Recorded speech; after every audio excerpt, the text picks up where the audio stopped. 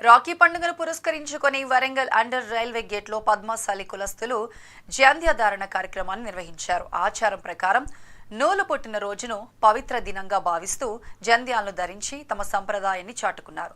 స్థానికంగా ఉన్న మార్కండేయ దేవాలయంలో కులస్తులు ఒకరినొకరు జంధ్యాలను ధరింపజేసుకుని ఆ తర్వాత రాఖీలు కట్టుకున్నారు. ఈ సందర్భంగా పద్మశాలి పెద్దలు కుసుమ సతీష్ మాట్లాడుతూ ప్రతి ఏటా ఇదే విధంగా నూలు పుట్టిన రోజు రాఖీ పండుగ 2 వేడుకలు నిర్వహిస్తామని తెలిపారు. స్నేహభావాన్ని పెంపొందించేందుకు నూలుతో చేసిన రాఖీలను కట్టుకుంటామని చెప్పారు. ఈ కార్యక్రమంలో 12 డివిజన్లకు చెందిన పద్మశాలి కులస్తులు పాల్గొన్నారు. రోజు పద్మశాలి బిడ్డలందరూ కూడా నూలు పుట్టిన రోజుగా భావించి జంధ్యాధరణ కార్యక్రమాన్ని ఏర్పాటు చేయడం జరిగింది.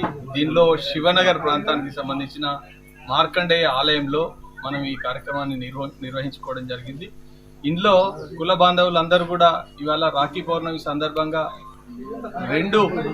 రెండు ఉత్సవాలు ఒకటే దినం రావడం మనం ప్రాశస్త్యంగా భావిస్తున్నాం. అదేవిధంగా ఇవాళ ఈ రాఖీ పౌర్ణమి సందర్భంగా కుల బాంధవులందరూ కూడా ఐక్యతతో ఒక సంవత్సరానికి ఒకరోజు ఆలయానికి, మార్కండేయుని ఆలయానికి తప్పకుండా రావాల్సిందిగా ఆ విధంగా తీర్చిదిద్దుటకు ఇవాళ అంకురార్పణ చేయడం జరిగింది.